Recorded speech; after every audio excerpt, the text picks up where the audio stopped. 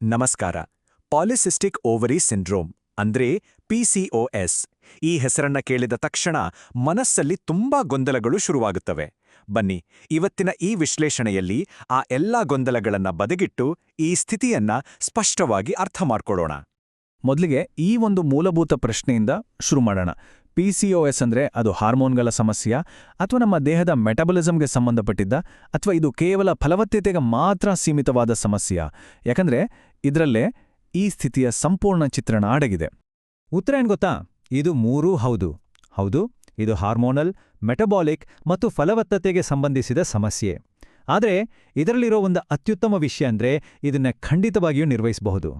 ಈ ಒಂದು ಪಾಸಿಟಿವ್ ನೋಟ್ನೊಂದಿಗೆ ಬನ್ನಿ ಇದರ ಬಗ್ಗೆ ಇನ್ನಷ್ಟು ಆಳವಾಗಿ ತಿಳಿದುಕೊಳ್ಳೋಣ.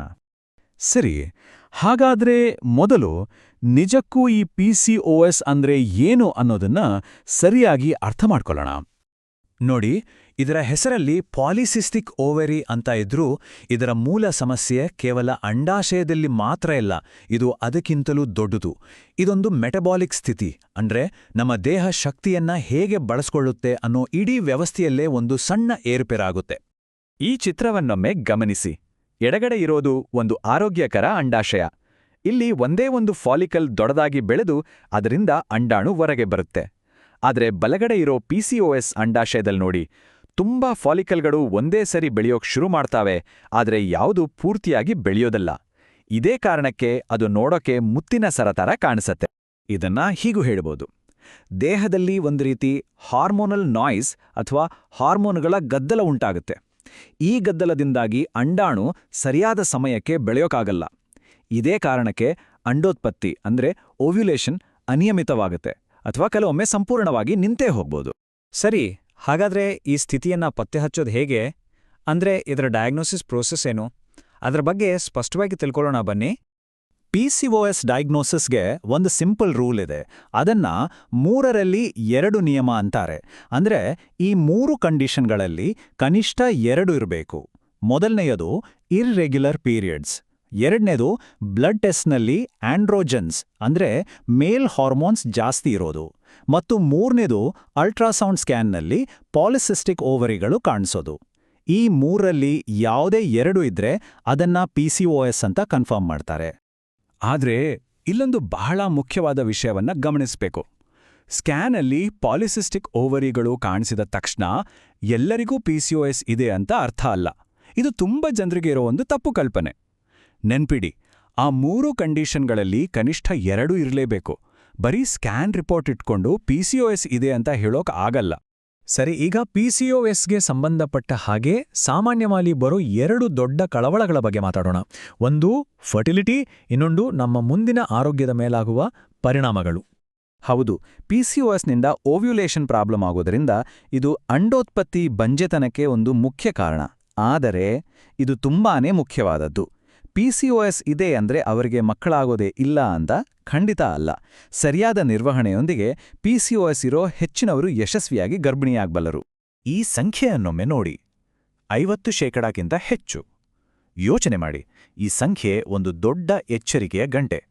ಯಾಕಂದ್ರೆ PCOS ಅನ್ನು ಸರಿಯಾಗಿ ನಿರ್ವಹಿಸದಿದ್ದರೆ 40 ವರ್ಷ ಆಗುವಷ್ಟರಲ್ಲಿ ಅರ್ಧಕ್ಕಿಂತ ಹೆಚ್ಚು ಜನರಿಗೆ ಟೈಪ್ 2 ಡಯಾಬಿಟೀಸ್ ಬರುವ ಸಾಧ್ಯತೆ ಇರುತ್ತೆ. ಅಷ್ಟೇ ಅಲ್ಲ, ಬೇರೆ ರಿಸ್ಕ್ಗಳು ಇವೆ.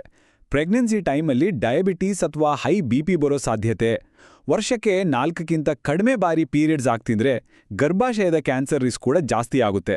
ಜೊತೆಗೆ ಹೈ ಬ್ಲಡ್ ಪ್ರೆಷರ್, ಡಿಪ್ರೆಷನ್ ಮತ್ತು ಮೂಡ್ ಸ್ವಿಂಗ್ಸ್ ಕೂಡ ಕಾಣಿಸ್ಕೊಳ್ಬಹುದು.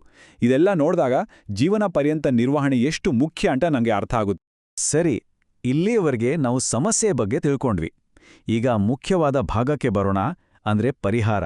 ಇದನ್ ಹೇಗ್ ಮ್ಯಾನೇಜ್ ಮಾಡೋದು, ನಮ್ಮ ಕಂಟ್ರೋಲ್ಗೆ ಹೇಗ್ ತಗೋಬೋದು ಅಂತ ನೋಡೋಣ. PCOS ಮ್ಯಾನೇಜ್ಮೆಂಟ್ನ ಅಡಿಪಾಯವೇನ್ ಗೊತ್ತಾ? ಅದು ನಮ್ಮ ದೇಹದ ಇನ್ಸುಲಿನ್ ಸೆನ್ಸಿಟಿವಿಟಿಯನ್ನ ಸರಿಪಡಿಸೋದು. ಇದನ್ನ ಹೀಗೆ ಅರ್ಥ ಮಾಡ್ಕೊಳ್ಬೋದು: ಇನ್ಸುಲಿನ್ ಅನ್ನೋದು ಒಂದು ಕೀಲಿ ಇದ್ದ ಹಾಗೆ. ಅದು ನಮ್ಮ ದೇಹದ ಕೋಶಗಳ ಬಾಗಿಲನ್ನ ತೆರೆದು ಶುಗರ್ ಅನ್ನೋ ಎನರ್ಜಿಯನ್ನ ಒಳಗ್ಬಿಡಬೇಕು. ಆದ್ರೆ ಇನ್ಸುಲಿನ್ ರೆಸಿಸ್ಟೆನ್ಸ್ ಇದ್ದಾಗ ಆ ಕೀಲಿ ಸರಿಯಾಗಿ ಕೆಲಸ ಮಾಡಲ್ಲ. ಹಾಗಾಗಿ ನಮ್ಮ ಮೊದಲ ಗುರಿ ನಮ್ಮ ದೇಹ ಆ ಇನ್ಸುಲಿನ್ಗೆ ಸರಿಯಾಗಿ ರೆಸ್ಪಾಂಡ್ ಮಾಡೋಂತೆ ಮಾಡೋದು. ಮೊದಲ ಮ್ಯಾಜಿಕ್ ನಂಬರ್ ಕೇವಲ 5ರಿಂದ 10%. ಹೌದು, ಅಷ್ಟೇ. ನಮ್ಮ ದೇಹದ ತೂಕದಲ್ಲಿ ಅಷ್ಟು ಕಡಿಮೆ ಮಾಡಿಕೊಂಡ್ರೆ ಸಾಕು, ಅದು ನಮ್ಮ ಪೀರಿಯಡ್ ಸೈಕಲನ್ನು ಮತ್ತೆ ಸರಿದಾರಿಗೆ ತರಲು ಸಹಾಯ ಮಾಡುತ್ತೆ. ದೊಡ್ಡ ಬದಲಾವಣೆ ಬೇಕಾಗಿಲ್ಲ, ಈ ಸಣ್ಣ ಹೆಜ್ಜೆ ಸಾಕಾಗಬಹುದು. ಇನ್ನ 2ನೇ ನಂಬರು 150, ಅಂದ್ರೆ ವಾರಕ್ಕೆ 150 ನಿಮಿಷ. ಇದನ್ನ ದಿನಕ್ಕೆ ಕೇವಲ 30 ನಿಮಿಷ, ವಾರಕ್ಕೆ 5 ದಿನ ಅಂತ ವಿಂಗಡಿಸ್ಕೊಳ್ಬೋದು. ಅಷ್ಟರ ಮಟ್ಟಿಗೆ ಮೀಡಿಯಂ ಇಂಟೆನ್ಸಿಟಿ ವ್ಯಾಯಾಮ ಮಾಡಿದರೆ ಅದು ಇನ್ಸುಲಿನ್ ಸೆನ್ಸಿಟಿವಿಟಿಯನ್ನು ಸುಧಾರಿಸಕ್ಕೆ ಒಂದು ಅದ್ಭುತವಾದ ದಾರಿ. ಇನ್ನು ಊಟದ ವಿಷಯಕ್ಕೆ ಬಂದ್ರೆ ಈ ನ್ಯೂಟ್ರಿಷನಲ್ ಲೋಡಿಂಗ್ ತಂತ್ರ ತುಂಬಾ ಹೆಲ್ಪ್ ಮಾಡುತ್ತೆ. ನಿಮ್ಮ ಊಟದ ತಟ್ಟೆಯನ್ನ ಕಲ್ಪನೆ ಮಾಡ್ಕೊಳ್ಳಿ. ಅದರ ಮುಕ್ಕಾಲ್ ಭಾಗದಷ್ಟು ಅಂದ್ರೆ 75% ಜಾಗವನ್ನ ತರಕಾರಿಗಳು ಅಂದ್ರೆ ಫೈಬರ್ ಮತ್ತು ಪ್ರೋಟೀನ್ಗಳಿಂದ ತುಂಬಿಸ್ಬೇಕು. ಉಳಿದ ಕಾಲ್ಭಾಗದಲ್ಲಿ ಮಾತ್ರ ಬಿಳಿ ಅನ್ನ, ಸಕ್ಕರೆಯಂತಹ ಸಿಂಪಲ್ ಕಾರ್ಬ್ಸ್ ಇರಬೇಕು. ಇದು ಇನ್ಸುಲಿನ್ ಸ್ಪೈಕ್ ಆಗೋದನ್ನ ತಡೆಯುತ್ತೆ. ಸರಿ, ಹಾಗಾದ್ರೆ ಇಷ್ಟೆಲ್ಲ ಮಾತಾಡಿದ್ಮೇಲೆ ನಾವಿದ್ರಿಂದ ಏನ್ ಕಲಿತ್ವಿ, PCOS ಅನ್ನು ಹೇಗೆ ನಮ್ಮ ಹಿಡಿತಕ್ಕೆ ತಗೋಬಹುದು ಅನ್ನೋದರ ಬಗ್ಗೆ ಕೊನೆಯದಾಗಿ ನೋಡೋಣ. ಒಂದು ವಿಷಯ ಸ್ಪಷ್ಟವಾಗಿರಲಿ, PCOSಗೆ ಕ್ಯೂರ್ ಅಂತ ಇಲ್ಲ. ಇದನ್ನ ಸಂಪೂರ್ಣವಾಗಿ ಗುಣಪಡಿಸೋಕೆ ಆಗಲ್ಲ, ಆದರೆ ಇದನ್ನ ಖಂಡಿತ ಮ್ಯಾನೇಜ್ ಮಾಡಬಹುದು.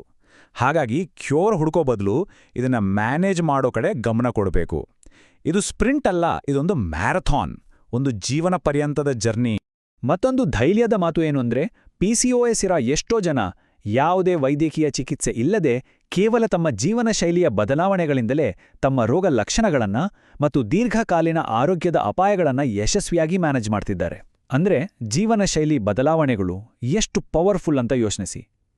ಆರೋಗ್ಯದ ಕೀಲಿಕೈ ನಮ್ಮ ಕೈಯಲ್ಲೇ ಇದೆ ಅನ್ನೋ ಭಾವನೆ ಇದ್ರಿಂದ ಬರುತ್ತೆ. ಹೌದು, PCOS ಒಂದು ಜೀವನ ಪರ್ಯಂತದ ನಿರ್ವಹಣಾ ಪ್ರಯಾಣ. ಹಾಗಾದ್ರೆ ಈ ಜರ್ನಿಯನ್ನ ಶುರು ಮಾಡೋಕ್ಕೆ ಈ ವಾರ ಫೋಕಸ್ ಮಾಡ್ಬೋದಾದ ಒಂದು ಸಣ್ಣ ಅಳತೆಗೋಲಿ ಯಾವುದು? ಅದು 10 ನಿಮಿಷದ ನಡಿಗೆ ಇರ್ಬೋದು, ಅಥವಾ ಊಟದ ತಟ್ಟೆಯಲ್ಲಿ ತರಕಾರಿ ಜಾಸ್ತಿ ಮಾಡ್ಕೊಳ್ಳೋದಿರ್ಬೋದು. ಒಂದು ಸಣ್ಣ ಗುರಿ ಇಟ್ಕೊಳ್ಳೋದು ದೊಡ್ಡ ಬದಲಾವಣೆಯತ್ತ ಇಡುವ ಮೊದಲ ಹೆಜ್ಜೆ ಆಗತ್ತೆ. ಯೋಚನೆ ನೋಡಿ.